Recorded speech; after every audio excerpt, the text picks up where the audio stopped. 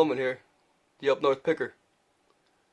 I've been listening all day, so I wasn't gonna make a video, but I just listed this pretty cool item today, and then within an hour, I listed on multiple platforms, but within an hour, it sold on Facebook Marketplace, and it sold pretty good. So I decided I'd make this little video with I had been working on it. It was gonna be 10 items that I'd sold lately that were pretty cool and that you could keep an eye out for.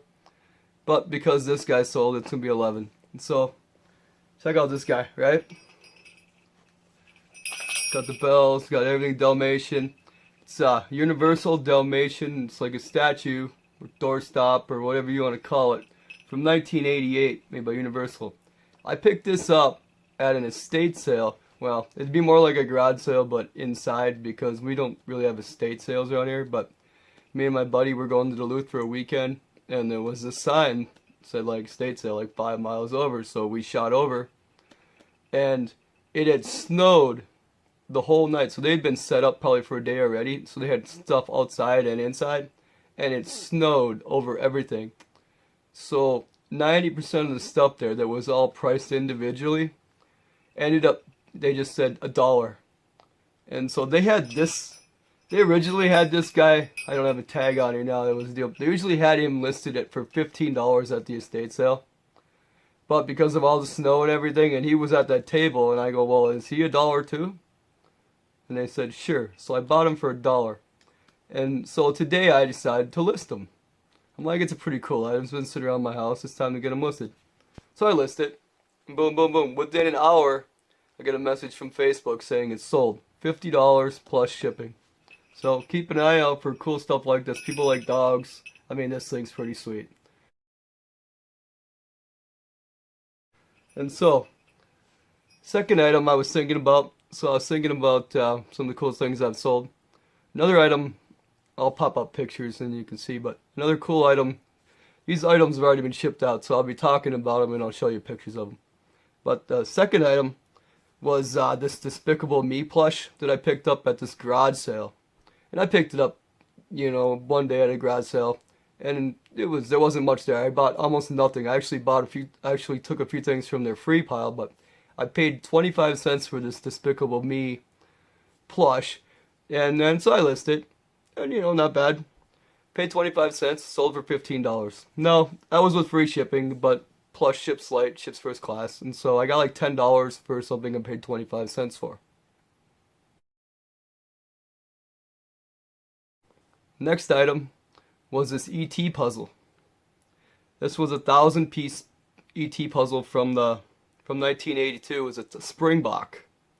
I paid 75 cents for it at the thrift store, and sold for $24 plus shipping.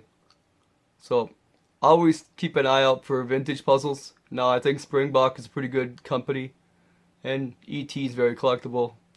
So I turned 75 cents into $24. Not bad.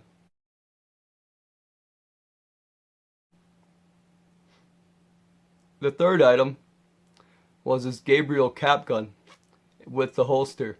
Now I was at this auction, and me and another guy looked at this gun, but it said Gabriel on it, and neither one of us knew that brand. And so he didn't bid, and I bid because it was low. I bought the whole lot for $2 or $3, and because they threw the auctioneer didn't know the brand either, so he threw that in with like 5 other things, and so I bought the whole lot for like $3. I took a wing on it because I didn't know Gabriel either. But when I got home, I did some research and I found out that Gabriel had actually bought out Hubley, and so this was a late 60s to early 70s vintage cap gun, and it was in amazing shape, and it came with like a like new holster, but originally from the 60s or 70s.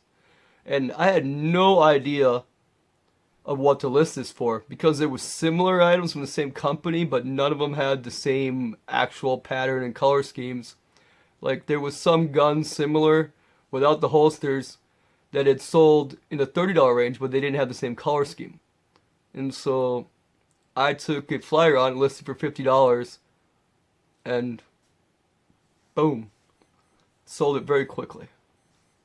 So there's another item to keep an eye out. Gabriel is a good brand, you just didn't know about it. Alright.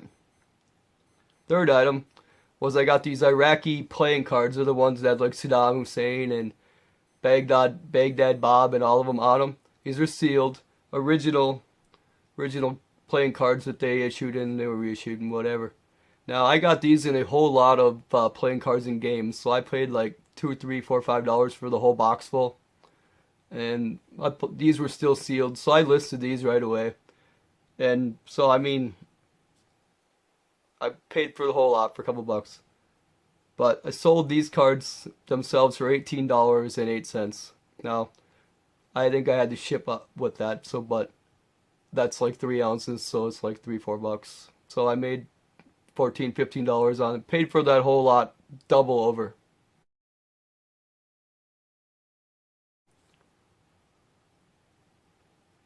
Sixth item was this Roseville RRP casserole pottery. It's a casserole dish with the lid. I got this at a garage sale for free because nobody wanted to buy it, and it was at the end. And so they gave it to me. Now this thing is heavy. It's like 5 pounds, and so the shipping killed me on this. But I did sell it. I sold it for $25, but that was me paying for the shipping. If you're gonna sell that kind of stuff, do not pay for the shipping. Make sure the shipping is separate. That was my mistake. And my original price that I had it listed at was $45. Now it'd been alright to ship with that, but at 25, I still made like $10.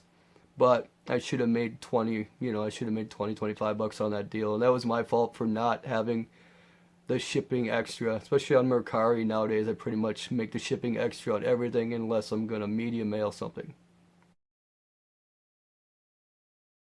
The seventh item was a single stitched vintage Silver Pony t-shirt. Silver Pony Lounge t-shirt. It was from the 90s, single stitched. If you're ever looking for single stitch, well this isn't of course, but on a t-shirt, normally they'll have two stitchings here. You'll see it's run twice with the sewing machine. In the 90s and earlier, they only ran it once, so it's called single stitching. You can do some research on that, but that's a great way to figure out a shirt's vintage. But this one's also had the Screen Stars Best tag, and if you know the Screen Stars tags and all that, you'll be able to age a shirt by the tag too. The tag and the stitching is how you can tell vintage t-shirts. Now, I paid $2, I believe, for this one at a thrift store, and I sold it. I didn't know how to gauge the price on this one because there was not another of this shirt available, and I had never seen one sold. And so I listed it for $50. Well, I listed it for $54 because I was basically including the shipping on there. And I didn't have any idea, but when I listed it, it sold in like one day. And so maybe I should have listed it higher, but I turned $2, $3 into $50 in one day. So keep an eye out for vintage t-shirts. The eighth item was this Tommy Bahama Biker Bar Relax Extra Large t-shirt. It's not vintage, it's just Tommy Bahama, but people like them. And I paid $3 for it at the thrift store, and I was able to sell it pretty quickly for $25. I included shipping, but it's just $3 and then say $20. And when you're selling graphic t-shirts like that, if you notice on that picture that'll pop up, use the graphic for the number one picture. It seems to be the best way. You want that graphic to pop out at them. And then for the last couple items, I had some Buffy the Vampire Slayer autographs. I bought a whole collection of autographs. A lot of them were Buffy the Vampire Slayer stuff, and there was some Stargate stuff and a few other miscellaneous autographs. I had bought a whole lot, and I had bought them at, my price was $2 a piece basically after I bought them all. And so I was able to, these are the last couple I had left. I'd sold most of the rest of them off earlier, but I relisted a couple of ones that had been sitting around. And so for the ninth item, I had a Charisma Carpenter, who was on Buffy the Vampire Slayer and Angel, autographed picture of hers with a certificate of authenticity. And so I paid $2, and I sold it for $11.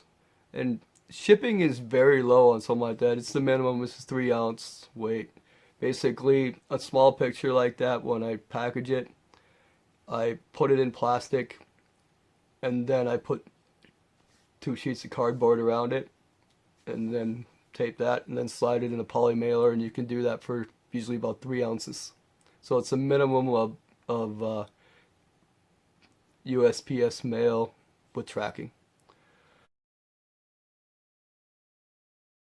The 10th item was a Nicholas Brendon, who plays Xander on Buffy the Vampire Slayer, was an autographed picture of his. Once again, I bought this in that lot. I paid $2 for these, and I sold this one for $15. Now, if you can buy lots like these and get a bunch of them, their pictures in that are extremely easy to list, because basically you just, scanning is the ideal way. You just scan them in and boom, boom, boom, boom, boom, list them off. And so, turning 2 into 15.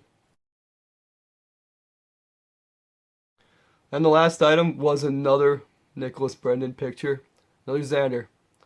Now this one, I made a little more money. Same price I paid, got paid 2, sold this one for 18. People pay for autographs, so pay for all these things, you know. And if you can buy them by the lot, just list them.